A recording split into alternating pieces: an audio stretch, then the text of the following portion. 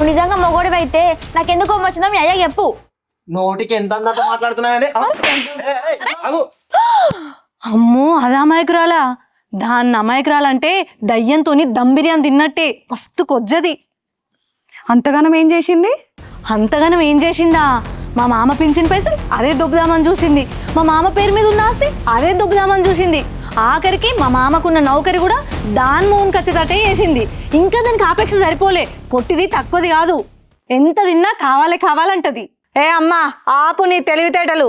నీ చదువు సంస్కారానికే పనికొత్తది కానీ సంసారానికి కాదు.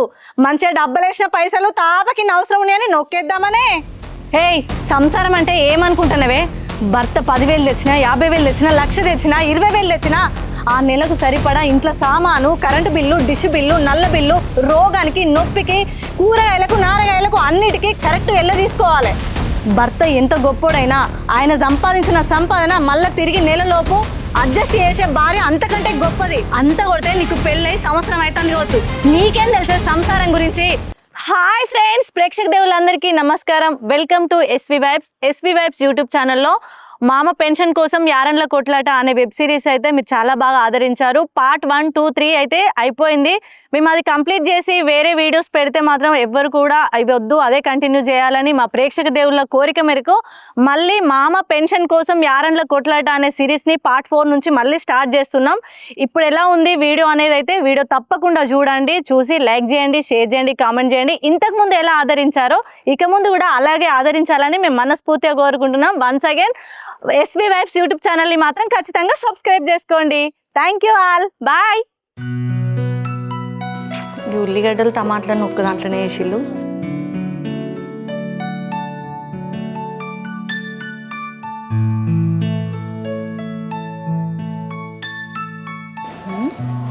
పొద్దుగాల వేరు మామయ్య పింఛన్ పైసలు ఇడిపిస్తామని, పవన్దేమో జీతం విత్డ్రా చేస్తామని ఇప్పటి వరకు ఇంటికి రాలేదేంది?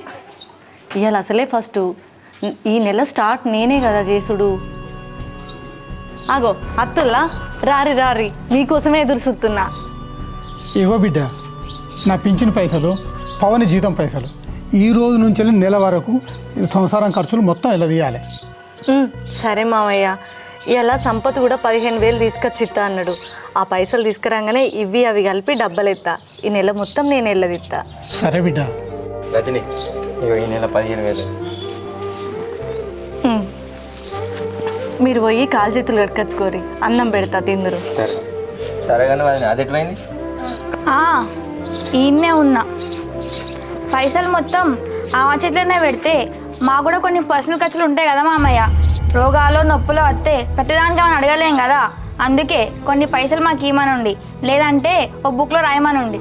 రజని, అంజలి చెప్పింది కరెక్టే. చిన్నోడు ఏదైనా పైసలు తీసుకుంటే బుక్లో ఎందుకు కొరకు తీసుకున్నాడు, ఏ ఖర్చు కొరకు తీసుకుంటాను కూడా రాసిపెట్టు. అట్లే పెద్దోడు కూడా పైసలు తీసుకుంటే ఆ లెక్క కూడా రాసిపెట్టు. ఎందుకంటే మొత్తం లెక్క నీ దగ్గర ఉంటుంది. నెల తర్వాత మొత్తం లెక్క చూసుకుందాం ఎవరిని తీసుకుంటారా అని.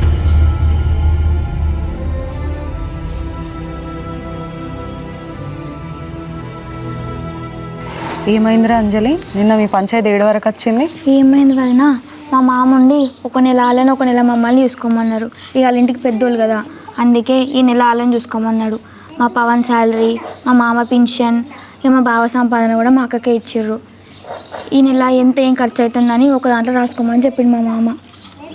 అబ్బో, మీ మామ గవర్నమెంట్ జాబ్ తెలివితేటలు బాగానే చూపిస్తాడుగా ఇక్కడ కూడా. ఏంటిది వదినా గవర్నమెంట్ జాబ్ తెలివి? మరి కాదా, ఇప్పుడు మీ పవన్కి 40,000 వస్తున్నాయి. ఇల్లు వెళ్ళది అని అంటే ఎంత అవుతాయి? మా అంటే 10,000, 20,000 అవుతాయి. అట్లా అని చెప్పి 40,000 అవుతాయా? మీ బావనేమో 15,000 ఎత్తాడు, మీరేమో ఏం ఉంచుకోకుండా ఉన్న 40,000 వేయుర్రి. అట్లనే వేసుకుంటా పోతే రేపు మీ అక్క లెక్కలల్లో తారుమారి ఎత్తుంది. అప్పుడు మీ పరిస్థితి ఏం కావాలి? అవును వదినా, ఇప్పుడు నువ్వు చెప్తాంటే నాకు నిజమే అనిపిస్తుంది. మరి ఇప్పుడు ఏం చేయమంటావు? ఏమో ఏం చేయాలో నాకేం తెలుసు. నీ ఇంట్లో పరిస్థితి నువ్వే అర్థం చేసుకోవాలి. అన్నీ నేనే చెప్తానా? నువ్వే ఆలోచించు ఏం చేయాలో.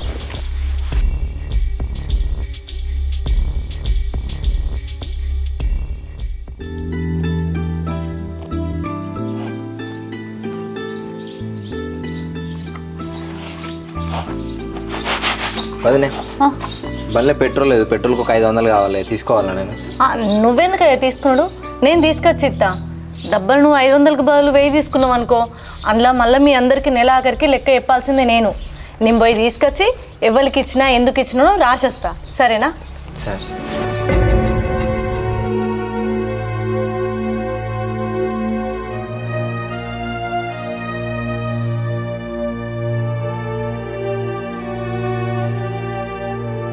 ఏమైంది?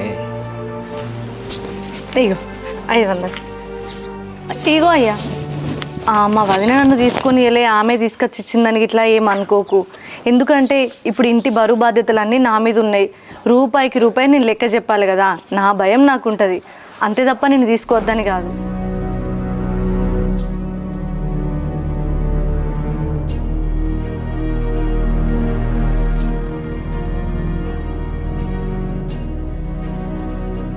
అవు వదినే, మా పొట్టిది కలిసిందా నీకు నిన్న? కలిసింది కదా వదిన. ఏమన్నది? ఏమైనా చెప్పిందా? ఏం చెప్పలే కదే, నిన్న జరిగిందే చెప్పింది. మీ ఇంట్లో ఒక నెల నువ్వు పెత్తనం ఎత్తుడు, ఒక నెల ఆమెనాటగా, ఈ నెల నువ్వేనాటగా. అవును, అదే ఆ ముచ్చటనే చెప్పింది. అవునా? గంతే చెప్పిందా ఇంకేమైనా చెప్పిందా? గంతే వదిన, గదే చెప్పింది. లేదు వదిన, అది ఖచ్చితంగా నా గురించి ఏదో చెడుగా మాట్లాడే ఉంటుంది. నాకు తెలుసు, నువ్వు చెప్తలేవు కదా. చెప్పు వదిన. లేదు వదిన, ఆమె ఏం చెప్పలే నాకు. ఆమె ఏమన్నా చెప్తే నేను నీకు చెప్పనా చెప్పు? నా మీద గాయంత నమ్మకం లేదా? అయినా నువ్వు అక్కడి ముచ్చట్లు ఇక్కడ ముచ్చట అక్కడ చెప్పేదానివి కాదని నాకు తెలుసు. కానీ నువ్వు ఏదైనా చెప్తే నా జాగ్రత్తలో నేను ఉంటా కదా అని, గంతే. అరే సంపతి, ట్రాక్టర్ మంచిగా చేయించినావురా? చేపించిన బాబు. అగో దానికి 10,000 కావాలంటే మరి నీ దగ్గర 5,000 ఉండే, మిగతా 5,000 ఎక్కడ చదివినావురా? అయితే మన ఇంటి ఓనర్ అంజలి లేదా, ఆమెను అడిగితే ఆమె ఇచ్చింది. బయట ఎవరన్నా అడిగితే ఇద్దరు ఇయ్యని నమ్మకం లేకుండానే, అందుకే ఆమెను అడిగిన. అంజలిని అడిగినావా? చూసినావురా, ఈ 10కి 5కు మందిని అడుగుడు ఎందుకురా, శ్రీదాసుడు ఎందుకు? ఇవాళ వచ్చి పని చేస్తే ఇవాళ వచ్చిన పైసలు రేపు పొడగొడుతుంది. మళ్ళీ రేపు పని లేకుంటే ఏం లేకనే పాయ. ఎట్లా గిట్ల అయితే వాడు తమ్ముడు చూడు, వాడు వచ్చిన పైసలన్నీ కూడా పెట్టుకోబట్టే, దాచిపెట్టుకోబట్టే. ఎప్పుడైనా నీకు అవసరం పడితే వాని దగ్గరికి పోయి అడగబడుతుంది. నీకు వెళ్ళబట్టే నువ్వు గిట్ల అయితే ఎట్టరా, నువ్వు ఉన్న పైసలు ఓడగొడితే. పైసలు దాచిపెట్టుకోవాలరా బిడ్డ, ఏ రోజు వచ్చిన పైసలు ఆ రోజు దాచిపెట్టుకోవాలి. అయినా ఖర్చుల మందం ఓడగొట్టుకోవాలి. కానీ గిట్లయితే మంచిది కాదురా ఇట్లయితే.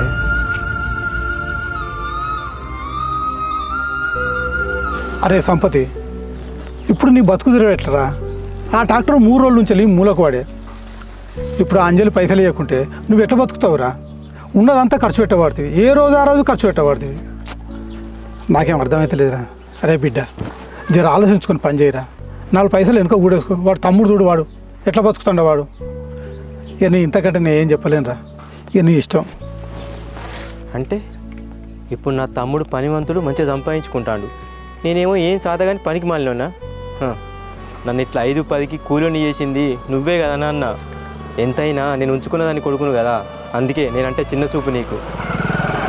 సరే నాన్న, గుర్తుపెట్టుకుంటుంది.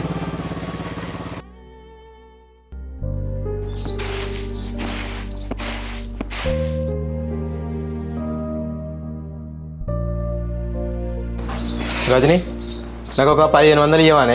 ట్రాక్టర్ బేరింగ్లు ఖరాబ్ అయినాయి, ఎల్లుండి పొలం దున్నేది ఉంది. అయ్యో, బేరింగ్లు ఖరాబ్ అయితే నన్ను ఎందుకు అడుగుతున్నావయ్యా? డబ్బల పైసలు ఉన్నాయి కదా, పో తీసుకోపో.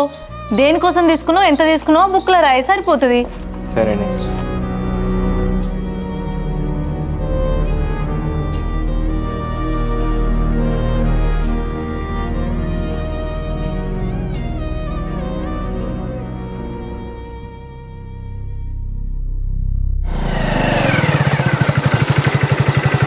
ఇవరదా కానే ఉన్నావు కానీ ఇప్పుడు ఇడికి ఎందుకు వచ్చినావు? నువ్వు ఫస్ట్ బండి ఆపు, నీకు ముచ్చట చెప్పాలి. ఏమైంది చెప్పు. చూసినావా, మీ అన్న పైసలు ఇమ్మంటేనేమో పోయి తీసుకోపో అన్నది.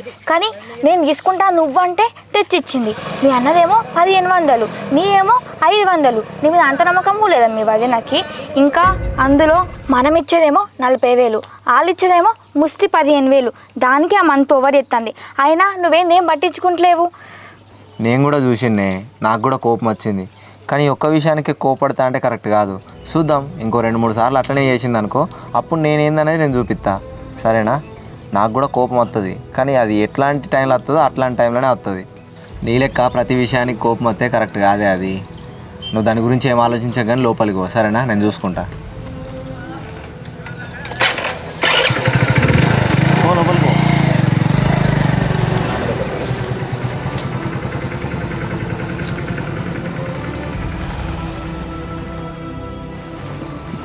అంజలి, నువ్వు చేసిన సాయం నేను మర్చిపోలేనురా. ఆ రోజు నువ్వు 5,000 ఇవ్వకుంటే నేను ట్రాక్టర్ మంచిగా చేసుకుంటానే కాదు.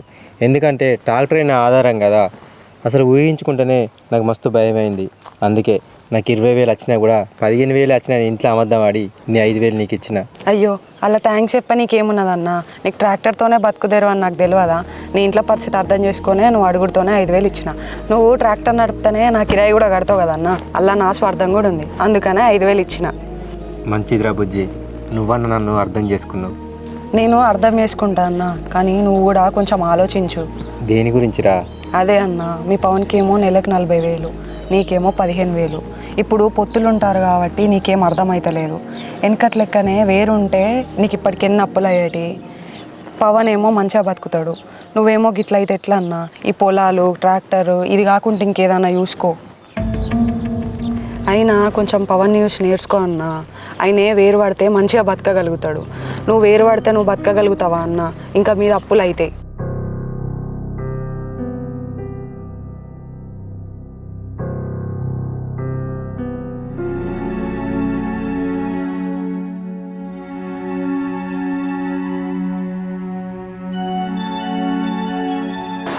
వదినే, వదినే, ఏం పవన్? బండ్లే పెట్రోల్కు ఒక 500 కావాలి. అవునా? నువ్వు పని మీద ఉన్నట్టున్నావు కదా, నేను పోయి తీసుకొచ్చి. ఎందుకు నేను పనేం లేదు, నేను పోయి తీసుకొచ్చిస్తా, నువ్వు ఇక్కడ ఉండు సరేనా? అదేమన్నట్టు వదినే, మొన్న అన్ననేమో డబ్బులు అడిగాం వెంటనే తీసుకుపోమని చెప్పినావు. నేను అడిగితే నిన్న కూడా 500 తీసుకొచ్చిస్తా అన్నావు, ఇప్పుడు కూడా 500 తీసుకొచ్చిస్తా అంటున్నావు. చూస్తే అందరిని ఒక లెక్క చూడు. అంటే నీకు అన్న మీద నమ్మకం ఉంటుంది, నా మీదనేమో నమ్మకం లేదా వదినే? నేను 40,000 తీసుకొచ్చి నీ చేతిలో పెడుతున్నా అంటే నేను నిన్ను నమ్ముతున్నా కానీ నువ్వు నన్ను ఎందుకు నమ్ముతలేవు? ఇంకా పైకి వెళ్ళి నేనే 100కు 200కు 500కు నేను వచ్చి నేను అడుక్కోవాలా వదినే?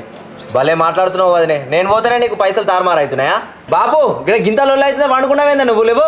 అరే ఈ చిన్న విషయానికి గంతగానో ఎందుకు పనికి వస్తున్నారా? పండుకొని ఈ బాబును. అన్న నీకు ఇది చిన్న విషయమేనే, నాకు పెద్ద విషయం. ఇది నమ్మకానికి సంబంధించిన విషయం. నీకేమైంది? అరే చిన్నోడా, ఏమైందిరా? ఎందుకు లోటు పెడతాను? అరే ఏమైంది? అన్న మొన్న డబ్బులకు పోతేనేమో ఇంటి దాకా లోపలికి పంపించింది డబ్బకాడికి. నన్ను ఇక గడప కూడా దాటనిస్తలేదు వదినే. ఏంది రాజని చిన్నోడు చెప్పేది నిజమేనా? పెద్దోడు అడుగుతానేమో తీసుకుపోమంటావు, అదే చిన్నోడు అడిగితే తీసుకొచ్చిస్తానంటావు. ఇదే పద్ధతి రాదు ఇది. ఏది వదినే, ఏం సపోర్ట్ చేస్తలేవు? మాట్లాడాలి, లేకపోతే కలవది. అదేం లేదు పవన్, నీకు తెలుసు కదా మీ అన్న జీతమేమో తక్కువ, నీ జీతమేమో ఎక్కువ. ఎంత చెట్టుకు అంత గాలన్నట్టు, ఎంత సంపాదిస్తే అంత ఖర్చు పెడతాం. నీకు ఎక్కువ సంపాదన ఉంది కాబట్టి నువ్వు ఎక్కువ ఖర్చు పెడతావు అనే నమ్మకం ఉంటుంది కదా. ఇప్పుడు నువ్వు 40,000 సంపాదిస్తాను, ఓ 10,000 20,000 ఎట్లయినా ఖర్చు పెట్టచ్చు. ఇప్పుడు మీ అన్నేమో తక్కువ సంపాదిస్తాడు. ఇప్పుడు మీ అన్నకు 1,00,000 రూపాయలు ఆయన కళ్ళ ముందట పెట్టినా ఆయనకు 10 రూపాయలు అవసరం ఉంటే 10 రూపాయలే తీసుకుంటాడు, 20 రూపాయలు అవసరం ఉంటే 20 తీసుకుంటాడు. అట్లనే నువ్వు ఎక్కువ తీసుకొని నాకు చెప్పక చేయక నువ్వు వాడుకుంటావు అంటలేను, కావాలనే నేను పైసలు ముట్టద్దు అంటలేను. ఈ నెలంతా నా మీద ఉంది బరువు బాధ్యత. ప్రతి రూపాయికి రూపాయి నేను లెక్క చేయాలి, నేను లెక్క చెప్పాలి. అందుకోసమే నేను ముట్టనిత్తలేను తప్ప నీ మీద నమ్మకం లేక కాదు పవన్. మామ నాకు ఈమె చేసేది ఎందుకో కరెక్ట్ అనిపించలేదు. మళ్ళీ మనకి గొడవ పెట్టిస్తట్టు ఉన్నది. నువ్వు ఆగే వదినే. నేను అన్న మంచోడా అని చెప్పేసి సర్టిఫికేట్ అడుగుతలే. మేము పెద్దతనం తీసుకున్నప్పుడు అందరిని ఒకటేలాగా చూడాలి. అన్నను ఒకలాగా మమ్మల్ని ఒకలాగా చూడడం కాదు. నీకు ఇట్లా చేత కాకపోతే ఎందుకు తీసుకున్నావు వదినే పెద్దరికం? అంటే ఏంది వదినే, మా అన్నయ్య పైసలు కానీ నా పైసలు కావా? నేను అక్కడ సిస్టమ్ ఉందట 9-10 గంటలు కళ్ళు పోంగా నా నడుము పోంగా కష్టపడి తీసుకొచ్చిన పైసలు అవి. అంత కష్టపడి నేను పైసలు తీసుకొచ్చిస్తే నువ్వు నన్ను నమ్ముతలేవు. గీనేం చేస్తుండు వదినే, అలకటి పని చేసుకొని పైసలు తీసుకొచ్చిస్తుండు 15,000. ఏంద్రా నేను చేసే పని అలకటి పనా? ఒక్కసారి నాతో ఎర్రటెండ వచ్చి ట్రాక్టర్ పొలం దుండ్రా 1 ఎకరం, అప్పుడు అర్థమవుతుంది. నీకు ఏసీలో ఉంటే ఎండ విలువ తెలుస్తలేదురా, ఎండలో కష్టపడితే తెలుస్తుంది. అసలు ఒక రైతు బాధ గురించి నీకు ఏం తెలుసురా? సంవత్సరం మొత్తం పంట పండించి ఆ సంవత్సరం తర్వాత ఆనత్తు అరుపత్తు అని నిద్ర లేకుండా ఎన్నో రోజులు గడుపుతారా? పండిన పంటకు మద్దతు ధర రాక, పండిన పంటకు మద్దతు ధర కూడా రాక జీవితాలు మొత్తం నాశనం చేసుకుంటారా? నీకేం తెలుసా రైతు గురించి? ఆడ పోయి టికెట్ అనుకుంటూ తెలుసు అంతే. రైతు గురించి చిలుకన చేసి మాట్లాడుతున్నావారా? నేను చేసే పని నాకు గొప్పదేరా. ఎంతోమందికి అడుపుకు అన్నం పెడుతున్నా నేను. నువ్వు ఒకని కింద బానిస బతుకు బతుకుతున్నావురా. నీకిందా నేను బానిస బతుకు బతకలేనురా. నేను చేసే పని గొప్పదే నాకు. ఇంకెప్పుడు రైతుని చిన్న చూపు పని చూసి మాట్లాడక చెప్తున్నా. కతోడు ఏమో పీకినట్టు పొడిచినట్టు రైతుని చిన్న చూపు చూసి మాట్లాడుతాడు. అసలు మేము లేకుంటే మీకు అన్నమే లేదురా. గట్టిగా మాట్లాడితే జీవితమే లేదు రైతు లేకుంటే.